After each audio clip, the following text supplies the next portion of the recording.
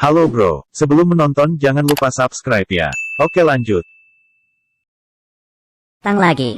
Badut itu mengeluarkan uang. Satpam akhirnya membiarkannya masuk. Lalu, badut itu menunjukkan dinamit di balik rompinya. Satman segera memberinya pistol. Aku hanyalah pria tua tak berguna. Badut dan satpam masuk ke aula bank. Tangan kirinya memegang balon, tangan kanannya memegang pistol. Semua berhenti. Aku mau merampok. Hanya 2 orang yang menoleh. Nasabah lainnya tidak peduli. Kali ini, badut berteriak lagi dengan satpam. Semua orang hanya tertawa. Suasana sangat canggung. Badut yang marah meletuskan tembakan peringatan. Barulah semua orang percaya. Manajer bank menekan tombol alarm. Semuanya disuruh meletakkan tangan di atas kepala. Bahkan, anjing Nyonya Kaya tak luput. Melihat pistol, anjing itu mendadak diam. Ia memberikan kresek hitam ke teller. Masukkan uang ke kantung sampai penuh. Nasabah pria di sebelahnya berkata, "Itu uangku." Mereka belum menulis tanda terima. Badut memiliki etika. Ia menyuruh teller menulis tanda terima dulu. Badut lalu mengurung semua orang di brankas. Satpam tua membantu menghitung jumlah sandera. Setelah semuanya masuk, tanpa disuruh satpam memberinya kunci. Ia lalu ikut masuk menyusul mereka. Badut mengeluarkan kantung plastik lagi. Isi sampai penuh lagi. "Diam kalian, aku tidak akan menyakitimu." Badut lalu memanggil manajer. Mereka bergandengan tangan menuju aula. Badut menyuruh manajer menelepon polisi. "Bila melawan, aku akan meledakkan bank ini." Badut menunjukkan dinamit di badannya. Saat ini, penembak jitu sudah mengintai. Begitu mendengar bank dirampok, masyarakat berbondong-bondong menonton. Pedagang keliling juga tancap gas ke sana. Kesempatan untuk mencari uang. Sandera di dalam brankas. Sangat bosan, ada yang garuk-garuk kaki, merekam pesan wasiat, berdoa rosario, mengunyah permen karet, dan ada yang menangis. Badut yang bosan, mencoba menembak CCTV. Tapi, kemampuan menembaknya payah. Pistolnya kehabisan peluru. Semua tembakannya meleset. Ia akhirnya memakai pistol satpam. Sekali tembak, CCTV rusak. Kepala polisi menelepon. "Kenapa tadi kamu menembak?" Badut berkata, "Tadi aku menembak CCTV, karena ia mengamatiku. Sekarang aku butuh bus dengan bensin penuh. 1 motor, 1 truk monster, 2 helikopter. Setiap permintaan yang dipenuhi, aku akan melepas 1 sandera." Helikopter pun tiba. Badut memilih 1 sandera untuk dilepas. Pria yang menangis tadi, muntah di sarung tangannya. Entah siang tadi dia makan apa. Di brankas yang tertutup, semua orang jadi mual mencium baunya. Secara demokratis, Badut menyuruh sandera memilih. Semua orang menunjuk pria yang muntah tadi. Akhirnya, ia dilepas. Pria itu jatuh dan muntah lagi. Bus dan motor pun tiba. Saat Badut memilih sandera, manajer bank datang dan berkata, "Aku berikan jamku senilai $12.000 ini. Tapi, kamu harus memilihku." Badut berkata ia adalah orang yang bersih dan tidak pernah menerima suap. "Kalau tidak, aku akan membantumu menjual jam itu. Harganya mulai $300. Setelah 3 kali meneriakkan $300 dan tidak ada yang menawar, Badut memberi manajer $300 dan membeli jamnya. Dengan sopan, ia mencopot jamnya senilai $2 dan memberikannya ke manajer. Badut melanjutkan pemilihan. Si pirang memarahi Badut. "Badut dengan makeup tebal sepertimu merampok bank, seperti banci." Badut yang marah langsung menunjukkan bom di badannya. Para sandera lain langsung memilih si pirang. "Kami ingin hidup lebih lama." Badut akhirnya melepaskan si pirang dan si keriting. Kepala polisi ingin tahu situasi di dalam. Si pirang diam saja. Si keriting bicara bertele-tele. Saat kepala polisi lengah, si pirang menghapus noda putih di telinga si keriting. Kepala polisi kehabisan pertanyaan dan melepaskan mereka. Lalu, truk monster sampai. Kepala polisi menelpon lagi, tapi tidak dijawab. Adegan beralih ke jalan. Mereka bertiga berkumpul dan merayakannya dengan sampahnya. Rupanya, si keriting tadi adalah Badut. Si pirang itu pacarnya. Pria yang muntah tadi adalah temannya. Mereka berdua masuk ke bank dulu dan menyamar sebagai nasabah. Mereka bertiga berpura-pura jadi sandera untuk keluar. Badut menelepon kepala polisi.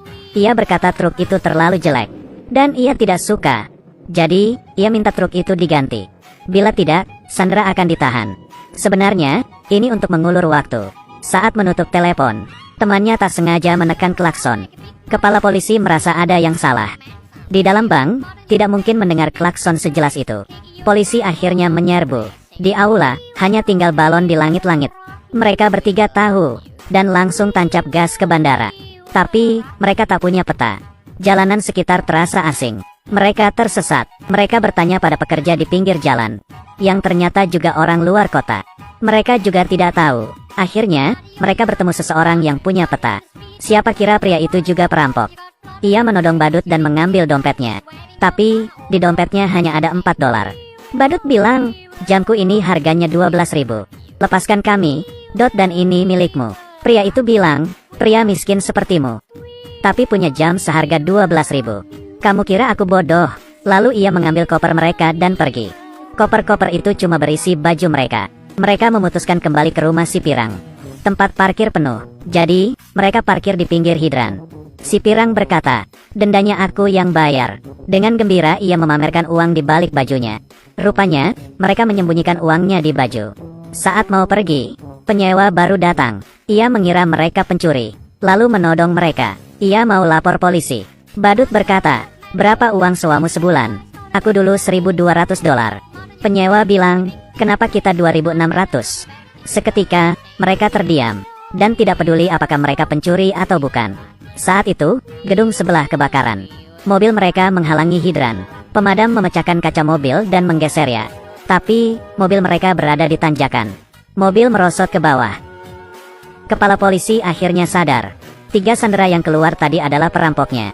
Tak ada mobil, mereka terpaksa naik taksi. Setelah naik, ternyata supir taksi tidak bisa bahasa Inggris. Ia terus menerobos lampu merah. Teman si Badut takut.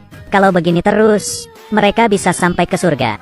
Ia membuka pintu mobil dan melompat keluar. Tapi, ia oleng, dan tidak bisa berhenti. Lalu menabrak kios koran. Ia pun pingsan. Orang-orang hanya menontonnya.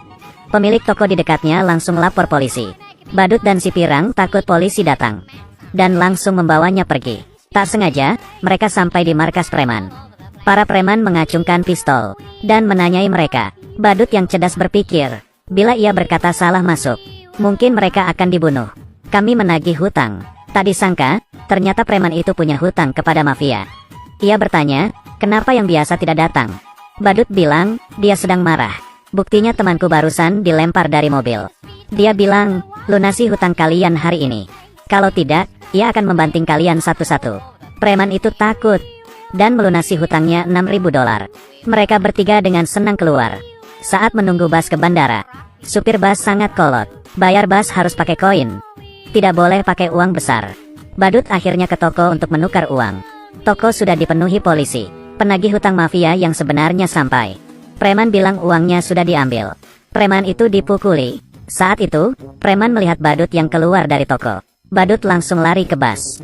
Penagih hutang mengejarnya. Polisi yang melihat penagih hutang lari, mengira ia adalah buron, dan langsung menangkapnya. Mereka tak menyangka 3 buron itu di dalam bus.